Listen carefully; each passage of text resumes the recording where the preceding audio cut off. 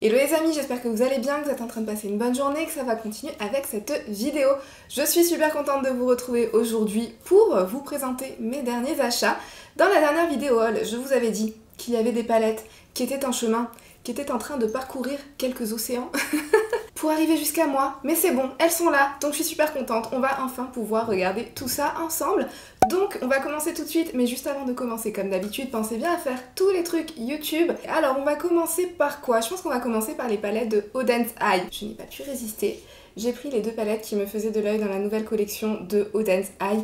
Si vous ne connaissez pas encore Odense Eye, vous devez vous pencher sur la question de leurs palettes parce que leurs fards à paupières sont juste dingues. Ils sont juste dingues. Ils font partie de mes formulations de fards à paupières préférées. Et pour vous donner une référence, je pense que ma formulation de fard préférée, c'est Natasha Denona. Donc c'est pour vous dire qu'attendez-vous si vous ne connaissez pas encore la marque Odense Eye. Mais donc j'ai craqué sur ces deux palettes-là. C'est celle qui me plaisait le plus de la dernière collection. J'avais envie de prendre les trois, mais je me suis dit que j'allais tenter de rester raisonnable. J'ai pris la Red Dragon qui a été faite en collaboration avec Judy, l'influenceuse Judy, et j'ai pris la palette Giant Walls qui a été faite en collaboration avec Annette Obrestad. Je suis sûre que je suis en train d'écorcher son nom, je suis vraiment désolée, mais en tout cas avec Annette. Pour une fois j'ai gardé tous les cartons d'emballage parce que j'ai réalisé que je vous avais jamais montré ça. Et je sais que nombreuses d'entre vous sont un petit peu inquiètes par rapport à la livraison parce que ça vient de Hong Kong. Mais rassurez-vous, ça vient archi bien emballé et pour une fois, j'ai tout gardé pour vous montrer. Donc tout d'abord, voilà dans quoi vous recevez vos palettes. Alors vous avez votre carton d'emballage qui va servir à l'expédition, c'est un carton classique marron. Mais à l'intérieur du carton, vous avez une autre petite boîte pour protéger vos palettes. Alors déjà, rien que la petite boîte, elle est super jolie. À l'intérieur de la petite boîte, vos palettes sont emballées par des tonnes et des tonnes et des tonnes de papier bulle. Alors oui, le papier bulle, peut-être que pour l'environnement, c'est pas ce qu'il y a de plus top. Mais quand même, pour protéger nos palettes quand elles viennent d'un petit peu loin, on est bien content d'en avoir un petit peu quand même. Donc ça vient dans tout un tas de papier bulle à l'intérieur du carton. Chacune des palettes est elle-même individuellement emballée dans du papier bulle. Donc ils font le max. Franchement, ils font le max pour vous emballer les produits. Dans cette collection-ci, on avait une petite carte personnalisée quand on recevait nos produits parce qu'il y a tout le temps des petites cartes quand on commande chez Odense Eye. Honnêtement, ils apportent une super attention aux soins de leurs expéditions. Voilà la petite carte customisée qui arrive dans le carton. Vous remarquerez ce petit papier un petit peu holographique. C'est super bien fait. Au dos, vous avez tous les remerciements. Et je voulais vous montrer un autre truc. J'ai gardé un petit peu du papier bulle parce qu'il fallait absolument que je vous montre ça. C'est la première fois que ça arrive dans ce genre de papier bulle, hein, mes palettes Odense Eye, mais celles-ci sont arrivées dans ce papier bulle. Est-ce que vous remarquerez que, déjà c'est du papier bulle rose poudré. Vous connaissez mon amour pour la couleur rose poudré dans tout ce qui concerne les accessoires, tout ce que vous voulez. Et les bulles sont en forme de cœur. Est-ce que vous arriverez à le voir? C'est des petits cœurs, c'est pas des petits ronds, c'est des petits cœurs. Est-ce que c'est pas ce qu'il y a de plus chou au monde? Fallait que je vous montre ça, c'est juste ouf. Bon, on va enfin passer aux palettes parce que là, je pense que vous en avez marre de m'entendre parler. Des emballages, alors les palettes, alors je vais vous montrer la première, c'est la palette Red Dragon. Du coup, celle-ci, c'était la palette la plus neutre des trois qui sont sorties dans cette collection. Je la trouve hyper jolie. Elle est hyper jolie. En fait, c'est du neutre, mais qui a un petit truc en plus. Si vous regardez ce côté-là, il y a du neutre avec des teintes un peu plus miel, voire moutarde. Vous avez des jolis verts. Vous avez ce fard qui est un duochrome, du gold vers le vert, juste superbe. Vous avez un multichrome. Vous avez un vrai multichrome. Alors, je sais jamais comment vous les montrer. Des fois, on les voit dans les miroirs, les multichromes. Est-ce qu'il se verra dans le miroir ici? Je sais pas. Bref, mais en tout cas, celui-ci, c'est un espèce de multichrome du marron rouge vers le vert. Il a des petits reflets trop beaux. Et vous avez deux autres beaux fards lumineux et tout le reste des fards mat. Sinon, ce sont des tonalités de neutre, mais qui ont comme une toute petite pointe. Alors je dirais pas nécessairement de rouge. Je saurais pas comment décrire. Si vous enlevez ce fard là, c'est comme si tous les fards avaient une petite pointe de rosé rouge à l'intérieur en fait. C'est assez indescriptible comme teinte, mine de rien. C'est des teintes qu'on n'a pas forcément l'habitude de voir sans que ce soit vraiment trop rouge. J'avais peur que ça soit vraiment très rouge en fait cette palette là. Mais je pense que c'est ce fard-ci qui donne cette impression, cette vibes globale à la palette. Quand on regarde comme ça, franchement je la trouve tellement belle. Mon seul regret, c'est qu'il y ait aussi peu de lumineux à l'intérieur. Vous connaissez mon adoration pour les lumineux de chez Odense Eye. Je trouve que c'est tellement ce qui vaut grave le détour en fait chez eux que j'aimerais toujours en voir plus. Mais bon, tant pis. Je vous montre quand même deux de ces lumineux. Vous voyez ce duochrome? Il est magnifique. Et celui-ci, c'est le multichrome. C'est un espèce de... Oh là là. Oh, mais les reflets. Oh, mais c'est un truc de fou.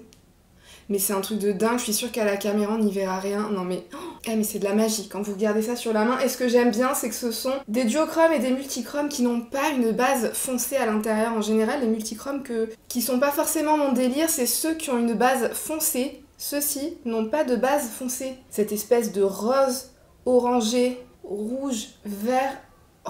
Une dinguerie ce farci aussi, une dinguerie. Je vais vous swatcher les 2 autres lumineux pour le plaisir, parce que quand même c'est ce genre de beauté. Voilà les 4 lumineux de la palette, c'est hyper crémeux, c'est ce genre de lumineux que j'adore chez Auden's Eye, qui contiennent des petites micro paillettes un peu multicolores qui viennent donner plein de reflets, juste superbe. Franchement je suis trop contente. Je suis trop contente. Si vous avez envie de voir des revues sur ces palettes-ci, mettez-le moi dans les commentaires, comme ça je saurai ce que vous avez envie de voir un petit peu plus en vidéo. Mais regardez-moi ça quoi. Ouais, c'est pour ça que je vous disais que Auden's Eye, si vous ne connaissez pas encore, qu'attendez-vous? C'est le moment de vous intéresser à la question. La deuxième palette, c'est la palette Giant Wolves. C'est celle qui est dans une harmonie qui est beaucoup plus sombre. Et elle est un petit peu plus autour du thème bleuté. C'est des bleus sombres. Vous avez des fards un petit peu plus violacés. Et vous avez des verts. Moi, franchement, dès qu'il y a des verts dans des palettes, je suis obligée de craquer. Celle-ci aussi, elle a une color story hyper originale. C'est pas le genre de color story qu'on voit tous les jours sur le marché, dans les palettes à l'heure actuelle. Si vous demandez ce que je porte sur mes yeux, c'est cette palette là. J'avais absolument envie de la tester aujourd'hui. Alors je vous le dirai tout de suite, moi mon seul petit reproche, le seul petit bémol que j'aurais à faire à cette palette là, c'est que moi personnellement je peux pas me faire un look complet avec cette palette-ci parce que il me manque des fards d'intensité moyenne. Donc je suis obligée d'aller piocher dans une autre palette. Je préfère vous le dire dans cette vidéo là si jamais vous êtes intéressés. Honnêtement pour le prix de ces palettes là, parce que c'est quand même la meilleure partie, elles sont aux alentours des 25 € je crois, ouais peut-être 25 €. Vous avez ces fards là, vous avez ce genre de lumineux, attendez je vais vous faire des swatchs de cette palette-ci. Dans chaque palette en fait, dans chacune des 3 palettes qui sont sorties dans cette collection, vous avez un fard multichrome. Non mais attendez, alors c'est pas encore celui-là, mais regardez-moi la luminosité de cette chose, c'est pas encore celui-là, mais regardez-moi la beauté de ce vert, regardez-moi comment il scintille, mais c'est une merveille ce vert. Oh mais qu'est-ce qu'il est beau, ça c'est exactement le genre de tonalité de vert dont je raffole, mais alors waouh, qu'est-ce qu'il est beau. Et là on arrive au fard multichrome. Non mais waouh, en fonction de comment je le regarde, il est un petit peu bleuté, il est un petit peu vert, il est un petit peu rose pêche, rose gold. C'est tellement triste qu'on n'arrive pas à voir ces beautés là comme il faut à la caméra. Non mais quelle merveille, est-ce que vous y verrez quelque chose? J'espère vraiment que vous y verrez quelque chose à ce farci parce qu'il vaut le détour. Hein. Là je le regarde sous cet angle là, ici je vois du bleu turquoise, ici je vois du vert turquoise et ici je vois un espèce de doré rose gold. Ah ouais non, alors là je suis absolument pas déçue, je ne suis absolument pas déçue. Regardez-moi c'est lumineux quoi, waouh. Dans celle-là aussi j'aurais aimé qu'il y en ait plus, il y en a que 5, moi j'aimerais qu'il y en ait quand même plus, mais franchement je me suis dit qu'au final, pour ce prix là, d'avoir cette qualité là, oh là là, j'en suis dingue. Oh là là, je suis trop fan, je suis tellement contente. Merci à toutes celles qui m'ont forcé dans les commentaires à craquer sur cette collection parce que c'est passé à côté de quelque chose que de passer à côté de ces palettes-ci. Hein? Ouais. Ensuite, on va continuer chez Pat McGrath. Alors chez Pat McGrath, normalement dans l'une de mes dernières vidéos, je vous ai déjà parlé des 2 quads qui sont sortis dans la collection Celestial Odyssey. Vous connaissez mon avis sur la question. Hein. Ces quads-ci, pour les raisons que je vous avais énumérées dans ma vidéo, je vais pas vous refaire tout un laïus dans cette vidéo-ci pour éviter de saouler celles qui ont déjà vu cette vidéo-là et pour pas vous spoiler l'autre vidéo si vous l'avez pas encore vue. Mais voilà, les regrets. Les regrets, comme on dit, n'est-ce pas? Réfléchissez-y à 2 fois si jamais vous êtes intéressé par ces quads-là, allez voir des revues parce que il y a des petites surprises, notamment en termes de taille et des pannes. Je pense qu'il est essentiel que je vous mentionne aussi dans cette vidéo-là que dans ces quads-ci, on a presque moitié moins de quantité par rapport aux quads habituels. Donc voilà, faites vos choix en âme et conscience. Celui-ci, non mais c'est un truc de dingue parce que c'est poudreux mais d'une force. Surtout ce fard-ci, il s'émiette et il vous fait... En fait, je suis hyper délicate, moi, en règle générale, avec mes fards, mais ce fard-ci, vous avez beau être délicat, il vous fait des espèces d'éclats de poudre dans tous les sens. Franchement, mon pan, il est tout dégueulassé par de la poudre un peu partout parce que c'est poudreux d'une façon... Je pense clairement pas que ça soit la même formulation que les fards habituels Pat McGrath, et l'une d'entre vous m'a fait remarquer très judicieusement que ces quads-ci sont formulés aux États-Unis, ou elles sont fabriquées aux États-Unis, alors que les quads habituels sont formulés en Italie. Et les formulations en italienne sont quand même clairement supérieures, donc ceci explique peut-être cela, mais si jamais vous êtes intéressé, regardez plusieurs revues. Mais vous vous doutez bien que si à la base j'ai passé une commande dans la collection Celestial Odyssey chez Pat McGrath, ce n'était pas spécialement pour ces quads-ci, mais plutôt pour cette merveille-là. C'est la palette, la grande palette Celestial Odyssey, qui est exactement dans le même format, dans le même nombre de fards que la palette Celestial Divinity de l'année dernière. Cette fois-ci, on est sur un joli packaging rouge et or. Honnêtement, ce packaging-ci, je trouve qu'il fait hyper classe. Il fait presque luxueux alors que ça reste du packaging en carton. Et cette fois-ci, vous avez le logo de Pat McGrath qui est vraiment un petit peu en relief. Ça reste du carton, mais vous voyez, vous avez cet effet en relief, contrairement au quad où vous aviez juste le Pat McGrath écrit dans le plastique du pan. Vous voyez, ça fait clairement plus qualitatif. Voilà comment ça se présente à l'intérieur. Alors le packaging, pour celles qui possédaient celle de l'année dernière, il est un petit peu plus épais que celui de l'année dernière. Et voici comment se présente la petite beauté. Et quand elle est arrivée, il y avait un phare complètement éclaté. Vous verrez peut-être que c'est celui-ci. J'ai essayé de le retasser dans le pan du mieux que je pouvais, mais il arrivait complètement explosé. Il y en avait de partout sur la palette. Donc vous imaginez à quel point j'étais au comble du ravissement. J'avais envie de pleurer, hein? Ouais. Est-ce que j'ai envie d'en parler? Non, pas maintenant. Pas maintenant là, je suis pas prête à en parler, surtout que cette teinte là, personnellement je trouve que ça fait partie des plus belles teintes de la palette quand on le voit, quand on voit ce fard sous les yeux, quand on regarde comme ça on se dit c'est un bronze classique, mais en fait c'est un bronze froid avec de superbes reflets roses et des petites paillettes roses à l'intérieur, juste trop beau, donc je suis dégoûtée que ce fard soit arrivé éclaté, mais bon j'ai réussi à le represser comme je pouvais. Mais je pense que toutes les collectionneuses qui me regardent, vous savez à quel point, rien que visuellement parlant, de voir ça dans sa palette, ça nous ouf, j'arrive même pas à mettre des mots, j'arrive même pas à exprimer mes émotions, vous voyez, tellement je suis encore perturbée par ce petit incident. Bon bref, à part ça, j'ai essayé de rattraper le coup comme je pouvais. Honnêtement, cette palette, je trouve que les teintes à l'intérieur sont juste magnifiques. Mais alors, magnifique. Honnêtement, j'avais un petit peu des doutes dessus quand j'ai vu certaines vidéos revues, mais là en l'ayant sous les yeux, les doutes sont complètement effacés. Il y a des teintes qui sont juste ouf que je n'ai vues nulle part ailleurs, dont justement celle-ci. Celui-ci, c'est un espèce de beau fard noir avec des reflets un petit peu bleus ou verts, ou peut-être juste bleu canard, bleu pétrole, mais avec des micro-paillettes. Enfin, avec des paillettes de toutes les couleurs à l'intérieur. En général, c'est farci chez Pat McGrath. Les paillettes se voient vraiment une fois que vous les posez sur les paupières. Trop beau ce vert. Non mais ce vert, j'ai fait genre que j'allais pas vous parler de ce vert en top priorité, mais vous savez que c'est ma teinte préférée de la palette. Honnêtement, c'est un vert comme je n'en ai jamais vu ailleurs. Mais sérieusement. Et vous connaissez mon adoration du vert, mais en général, dès que je vois du vert quelque part, j'attrape la palette à une de ses vitesses, mais comme si c'était un Pokémon le truc. Mais alors ce vert-ci, je vais vous faire un swatch parce qu'il mérite. Je n'ai encore absolument pas swatché. Regardez-moi la beauté de ce verre. Non mais c'est un truc de dingue. Non mais regardez-moi ça, regardez-moi cette beauté. Oh, c'est un truc de fou. C'est un truc de fou, il est sublime. C'est une tonalité de vert assez indescriptible. Ça me réconcilie un petit peu avec Pat McGrath quand même quand je vois ça. Hein? Allez, je vous fais aussi 2-3 autres... Ah non, j'ai re-swatché le vert. Je vous fais 2-3 autres swatchs des teintes que je trouve juste ouf dans cette palette là pour vous montrer un petit peu. Je n'ai absolument rien swatché encore pour le moment à part ce que je suis en train de faire là avec vous. Cette espèce de lavande là, ce mauve lavande avec des reflets un peu gris à l'intérieur, gris top. Oh là là là là, ce farci aussi. Cette espèce de bronze. Les lumineux sont ouf et tous les lumineux sont vraiment très beaux. Et c'est moins rose que ce que je pensais. Je vous avais dit dans ma vidéo Wishlist et Anti-Haul où j'en parlais de cette palette-ci que j'avais un petit peu des doutes parce que j'avais peur que ça soit vraiment trop rose. C'est beaucoup moins rose que je pensais. Alors il y a toujours des teintes de rose, hein. Ça reste Pat. Pat ne peut pas nous proposer une palette sans qu'il y ait au moins 4 teintes de rose. C'est le cas dans celle-ci, vous en avez 4 justement, mais vous avez des roses qui sont un petit peu plus des roses gold, vous voyez celui-ci il est presque légèrement plus mauve et ils sont beaux parce qu'ils ont des petits trucs, ils ont des petites particularités. Dans celui-ci vous avez des espèces de micro paillettes, rosé, mauve, bleu, trop beau. Bref, je vais arrêter ce qui est juste trop beau, elle est juste trop belle cette palette-ci. Si vous avez envie que je vous en fasse une revue avec plusieurs looks, mettez-le moi dans les commentaires, je vous ferai ça avec plaisir. Donc dites-moi ce que vous avez envie de voir en vidéo parmi tout ce que je suis en train de vous montrer et ça sera avec grand plaisir que je vous ferai des vidéos là-dessus. Ensuite chez NARS, j'ai réussi à mettre la main sur la dernière palette Climax qu'ils ont sortie.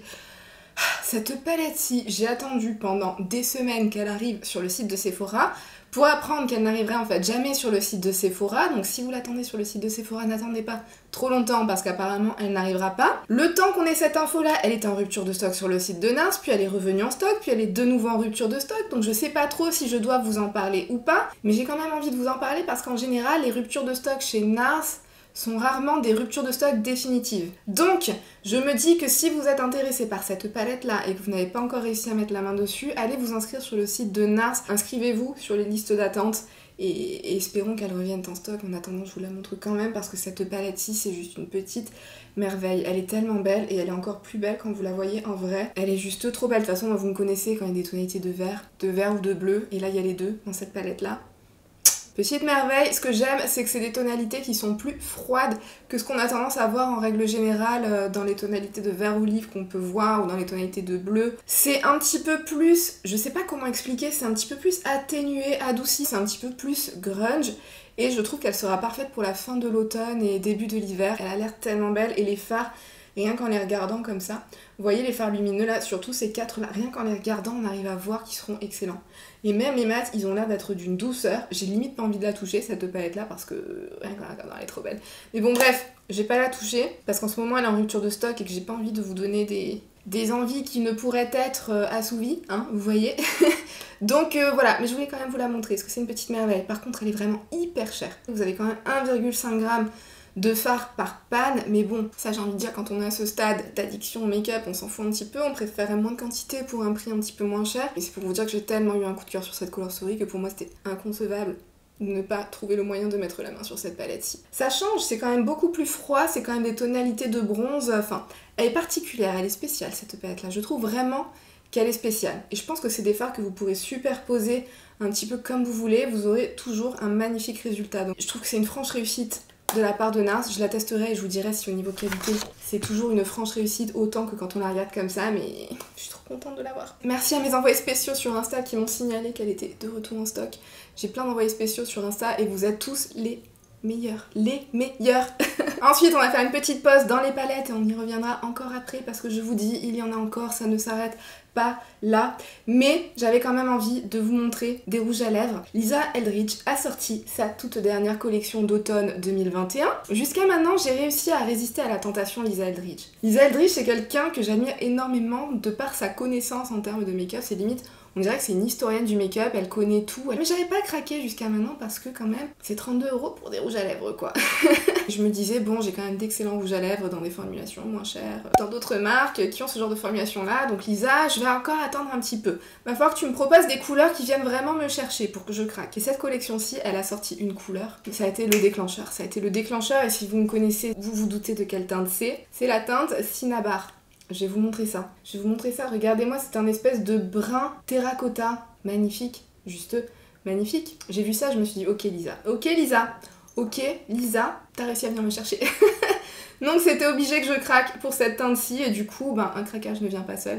J'ai pris aussi d'autres trucs, mais cette teinte Cinnabar, à la base, c'est vraiment pour ça, pour elle, que j'ai craqué. Mais regardez-moi la beauté de cette teinte. C'est exactement la couleur parfaite pour l'automne. C'est mon genre de teinte vraiment parfaite, c'est exactement ce que j'aime porter, tout ce genre de couleurs terracotta, rouille, bref, trop beau. C'est une magnifique teinte et la formulation des rouges à lèvres Lisa Eldridge, c'est un truc de fou. Si vous avez envie que je vous fasse une espèce de revue pour vous dire un peu, pour vous parler de la formulation, parce que c'est vrai que moi jusqu'à maintenant je me disais mais qu'est-ce que ça peut avoir de plus qui soit si ouf que ça par rapport aux autres formulations dans ce style-là, qui ont ce genre de fini-là. Vous méritez ce prix-là, mais ça le mérite. Ça le mérite, ça a vraiment un truc en plus, donc si vous avez envie que je vous en parle en vidéo, dites-le moi, je me ferai un plaisir.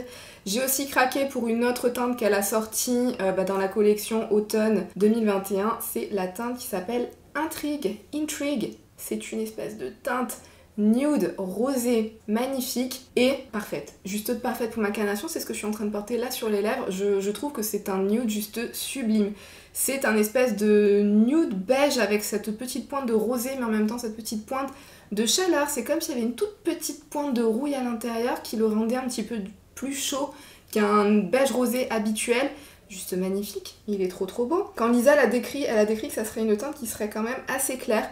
Donc j'avais un petit peu peur, mais honnêtement, regardez ça. C'est pour ma carnation light medium, c'est le genre de teinte parfaite. Pour moi, c'est ni trop clair, ni trop foncé, c'est juste ce qu'il faut et c'est le genre de neutre que j'adore porter. Donc je suis super contente, ces deux teintes là, c'est genre la description de mes teintes parfaites que j'adore porter en permanence. J'ai aussi eu un coup de cœur sur une autre teinte, cette fois-ci pas de cette collection là, c'était une collection qui est sortie l'année dernière, c'est la teinte Dragon. J'avais aussi envie de tester une formulation gloss, donc je l'ai pris en version gloss et quand j'ai vu la teinte, non mais déjà, regardez-moi ça. C'est un orange caramélisé en fait, sublime.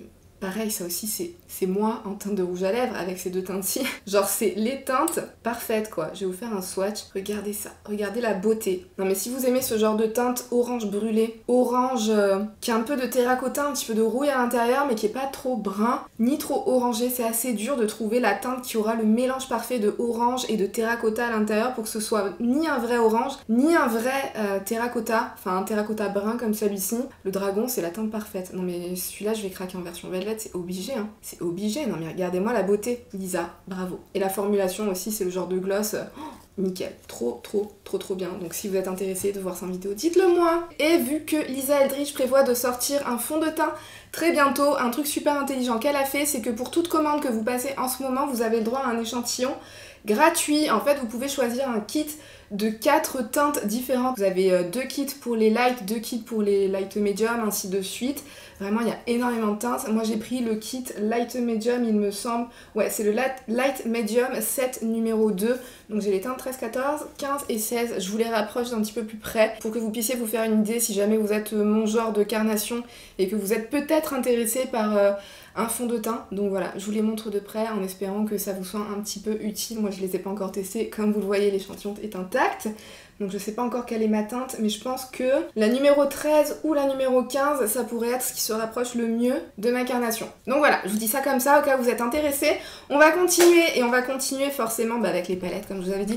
Je vous remontre juste encore une fois la mini Metropolis, même si vous l'avez vu en vidéo. Mais je l'aime tellement, cette mini palette, que je suis obligée de vous en parler. Le petit pinceau qui vient dans le kit. La mini palette, elle reproduit tellement bien toute une moitié de la paille Metropolis, et c'est ouf, parce que vu le nombre de teintes qu'il y a dans la grande Metropolis, c'est assez... c'est un exploit. Et justement, j'aime beaucoup qu'elle ait épuré la grande Metropolis pour nous proposer ça, parce que moi, personnellement, ces 3 teintes-là, genre, c'est pas forcément ce que j'aurais pensé à mélanger, en particulier, en priorité dans la grande Metropolis, parce que quand il y a tellement de teintes, des fois, ben, vous pensez pas forcément à tous les mélanges possibles et imaginables. Ça, franchement, super bien réussi. Franchement, bravo, Natacha. C'est peut-être pas la sortie du siècle pour tout le monde parce que quand on a la grande Métropolis ça devient très redondant, c'est sûr, mais super bien réussi pour une mini, à emporter partout. Ensuite, encore une autre palette, cette fois-ci j'ai craqué chez Martine Cosmetics. Martine a sorti une palette il y a peu pour sa collection d'Halloween, c'est la palette 669. Donc voici comment se présente le packaging, vraiment très joli, ça arrive dans cette petite boîte à effet mat avec le nouveau logo Martine en rouge comme ça, brillant, vraiment très sympa. La palette est comme ceci, elle reprend forcément ce qu'on voit sur ce carton là, avec beaucoup plus de détails, avec une attention portée aux détails vraiment très bien réussie. Le truc là, le truc, merci Océane, c'est toujours de plus en plus précis tes vidéos, on adore. Le boîtier est en effet velours sur le dessus, bon, au moins c'est du velours noir, donc ça sera pas ce qu'il y aura de plus salissant, mais ça risque d'attraper un petit peu les paillettes. Je vous dis ça parce que j'avais encore des micro-paillettes qui me restaient des swatchs que je vous ai fait tout à l'heure, et je vois déjà que ma palette commence à scintiller de mille feux. Mais bon, vous voyez, vous avez ce petit détail, cette petite attention accordée aux détails que je trouve vraiment très sympa, ça fait un peu un effet boîtier... Enfin, coffret, effet mallette, ou bien coffret à bijoux, ou bien boîte à musique, c'est un petit peu en fonction de ce que ça réveille un peu dans vos souvenirs, je trouve ça vraiment très joli. Bon, vous savez ce que je pense des packagings qui sont un petit peu épais, un petit peu volumineux, je suis pas la plus grande fan. J'aurais peut-être aimé que ce soit légèrement plus fin, moi personnellement, mais bon après ça reste un goût personnel, ça reste quand même assez compact, mine de rien, c'est pas non plus énorme, on a vu des palettes beaucoup plus excessives que ça par le passé. À l'intérieur, vous avez la palette qui est un tout petit peu en relief, vous avez un beau miroir par ici, et les teintes. Alors la Color Story, quand je l'ai vue, je sais pas pourquoi elle m'a attirée. Si, je sais pourquoi elle m'a attirée, et vous vous en doutez aussi quand vous voyez tous ces verts. Mais le reste de la Color Story, c'est vrai qu'en général, ces teintes aussi dark et aussi froides, c'est pas nécessairement ce qui me parle en premier, mais alors je sais pas, cette palette, j'étais un petit peu hypnotisée par son histoire. J'ai beaucoup aimé en fait tout ce gris un petit peu sombre. C'est vrai que depuis que j'ai testé la Jaguar de chez Huda Beauty, je suis un peu beaucoup attirée par ce genre de teint. Je trouve que ça rend finalement pas si mal sur mon genre de carnation, j'aime beaucoup. Avec en plus ce mélange de vert, avec ces espèces de petites pointes de rouge avec ce marron, c'est presque comme s'il y avait un tout petit peu de rouge à l'intérieur. Je me suis dit que j'avais envie de tester quoi. Franchement, elle est super bien réussie je trouve en termes de Color Story, et je trouve que les photos qu'on peut en voir, elle est encore plus belle quand vous la voyez en vrai. En fait, quand vous la voyez en vrai, vous rendez compte d'à quel point vous avez des fards à reflets qui sont magnifiques, comme d'habitude. Je pense qu'en caméra, on n'y verra absolument rien, mais qu'est-ce que c'est frustrant. Alors tout à l'heure, Je vous faisais des close-up. Regardez bien ce qui se passe dans le miroir, parce que je trouve que dans le miroir, des fois, les multichromes, on arrive à voir leur reflet. Est-ce que ça sera le cas cette fois-ci? Vous avez cette teinte-ci, où est-ce qu'elle est? Ici, ensuite celle-ci, et ensuite celle qui est juste là, qui sont des fards multichromes. Alors tout à l'heure, je crois que j'avais réussi, et là, je crois que je n'y arrive plus. Mais quelle galère pour montrer des multichromes. Mais en général, entre ce que vous voyez là et ce que vous voyez dans le miroir, vous arrivez à voir plusieurs reflets du fard multichrome. Bref, j'arrête, je suis en train de me ridiculiser en caméra, ça sera pas la première fois. Mais bon, bref, vraiment, je la trouve très belle, très jolie. Après, je pense pas que ça sera une palette que je viendrai utiliser seule. C'est un petit peu comme la Giant Wolf de Oden's Eye. Quoique, on a quand même certains fards de transition un petit peu plus clairs qui pourront pas mal aider. Mais vraiment, la Color Story, j'ai été hypnotisée, quoi. J'ai été hypnotisée, je la trouve hyper belle. Je la trouve vraiment hyper belle. J'ai limite pas envie de mettre mes doigts dedans tellement elle est spéciale. Et en plus, ce qui est ouf, c'est que quand vous la voyez de près, quand vous la voyez sous la lumière, vous arrivez à bien voir à quel point les fards lumineux, ils scintillent. Mais alors, ils sont hyper riches en espèces de micro-particules, de micro-paillettes. C'est encore plus fin que ça, mais vous les voyez scintiller. Il y a des reflets dedans, de toute beauté, honnêtement. C'est pas mon genre de prédilection, mais que voulez-vous, des fois, quand vous êtes happé, quand vous êtes hypnotisé par quelque chose, bravo Martine, hein, c'est tout ce que j'ai à dire. J'ai pas pu résister. Et la dernière palette, c'est une palette de chez Beauty Bay, c'est la palette Age of Opulence qui est sortie dans leur dernière collection pour les fêtes de fin d'année. Voilà comment se présente le packaging avec une petite partie holographique. Voilà comment se présente l'intérieur de la palette. J'aime beaucoup parce qu'on a quand même beaucoup de neutres. Franchement, quand on regarde la palette comme ça, c'est pas ce qui nous frappe le plus, mais il y en a quand même pas mal. Il y a quand même de quoi se faire pas mal de looks assez neutres. Et vous avez ces pops de violet et de bleu. Et vous savez que moi, en général, le violet, c'est peut-être pas ce qui me parle en priorité, mais ce genre de violet-ci qui contiennent quand même un petit peu de rose à l'intérieur, c'est pas que des violets froids. En général, j'aime bien. Le bleu, j'adore ça, donc voilà, ça c'est pas étonnant. Et puis, finalement, il n'y a pas non plus tant de violet que ça, mais bon, après, ça sera peut-être un défaut pour certaines d'entre vous qui adorent le violet. Mais il y en a quand même ce qu'il faut pour la team vraiment qui adore le purple, quoi. Maintenant, je la trouve très bien réussie, cette Color Story ici. Les fards lumineux aussi, vous voyez qu'ils ont des espèces de petits reflets. Mais il y a certains fards, vous voyez des espèces de petites micro-paillettes à l'intérieur qui sont un peu de plusieurs couleurs différentes. Franchement, elle a l'air très prometteuse. Vous êtes nombreuses à me dire qu'en plus les fards Beauty Bay ils sont plutôt pas mal. Donc j'ai hâte de tester ça, voir ce que ça va donner. Comme je vous le disais, je vous l'ai déjà dit 1 milliard de fois, mais ça vaut le coup que je rajoute encore une couche, non? Je pense que vous l'avez pas bien compris jusqu'à maintenant. Dites-moi dans les commentaires ce que vous avez envie de voir en priorité dans des prochaines vidéos qui vont arriver sur la chaîne. Vous le savez, j'attends toujours vos inputs parce que ça m'aide à m'organiser et à savoir ce qui vous fait plaisir à vous de voir en premier. En tout cas, j'espère que cette vidéo vous aura plu. Si c'est le cas, pensez bien à faire tous les trucs YouTube avant de partir. Et sur ce, moi je vous fais tout plein de bisous et je vous dis à bientôt dans une prochaine vidéo. Bye!